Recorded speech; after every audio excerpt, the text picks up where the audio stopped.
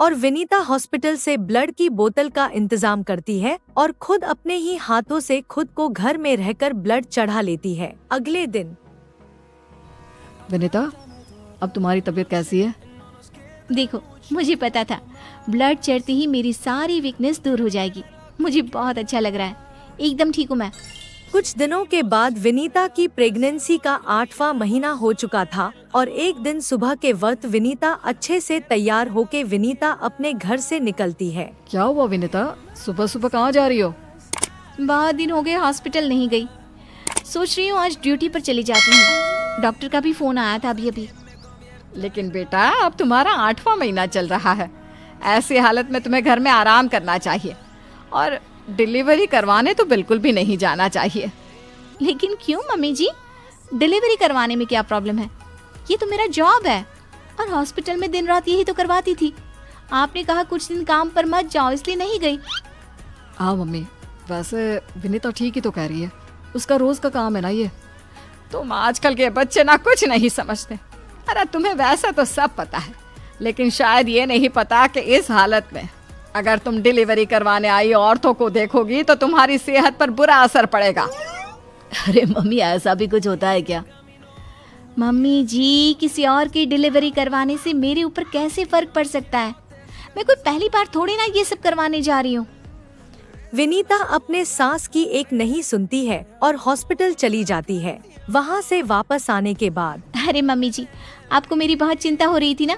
ये देखिए, मैं बिल्कुल ठीक ठाक हूँ, अब आपको परेशान होने की जरूरत नहीं है। और जानती है, पूरी 5 डिलीवरी करवा कर आई हूँ, वो भी नॉर्मल वाली। देखा मम्मी, मैंने कहा था ना विनीता को नहीं होगा कुछ भी। वो बिल्कुल ठीक है। चलो अच्छा है बहू, मैं भी तो यही चाहती हूँ कि तू एकदम ठीक रहे। और आजकल जिसे देखो उसके ऑपरेशन से बच्चे होते हैं, ये देख देख करना बहुत डर लगता है। चिंता मत कीजिए मम्मी जी, मुझे कुछ नहीं होगा। मैं नर्स हूँ ना, रोज हॉस्पिटल में औरतों को सिखाती हूँ कि कैसे अपना ध्यान रखें ताकि नॉर्मल डिलीवरी हो। तभी अचानक हॉस्पिटल से डॉक्टर का कॉल आता है। कॉल पर बात करने के बाद मम्मी जी, एक इमरजेंसी केस आ गया है, मुझे जाना होगा। अरे लेकिन अभी तो आई हो, कैसी डॉक्टर है तुम्हारी? उसे पता नहीं चलता क्या कि तुम प्रेग्नेंट हो? ऐसी हालत में तुम्हें ना बुलाए। अरे नहीं मम्मी जी, डॉक्टर की भी मजबूरी है। कह रही थी काफी सीरियस केस है और हॉस्पिटल में उन्हें किसी दूसरी नर्स पर इतना भरोसा नहीं जितना मुझ पर है। मुझे लगता है कि तुम्हें मना कर देना चाहिए बहू। कुछ नहीं होगा मुझे मम्मी जी, मैं अभी डिलीवरी करवा के आती हूँ। कुछ देर बाद अंकित के पास हॉस्पिटल से कॉल आता है। अरे मम्मी, जल्दी हॉस्पिटल चलिए, वहाँ विनीता की तबीयत खराब हो गई है। हे भगवान, सब ठीक करना, मुझे तो पहले ही डर लग रहा था। अंकित और सुषमा हॉस्पिटल पहुँचते हैं। क्या हुआ विनीता को? वो क्या है ना, विनीता एक नॉर्मल डिलीवरी करवा रही थी। केस बहुत ही सीरियस था और उस लेडी को बहुत ज़्यादा प्रॉब्लम हो रही थी। क्योंकि विनीता खुद प्रेग्नेंट है तो वो अचानक से घबरा गई और उसे लेबर पेन शुरू हो गया। लेकिन अभी तो मेरी बहू का सिर्फ 8वां महीना चल रहा है। देखिए, ऐसा हो जाता है। उस औरत को दर्द में देखकर घबराहट की वजह से विनीता को ये हुआ है। अरे डॉक्टर, लेकिन डरने की कोई बात तो नहीं है ना? नहीं नहीं, ऐसा कुछ नहीं, हमने उसे एडमिट कर लिया है।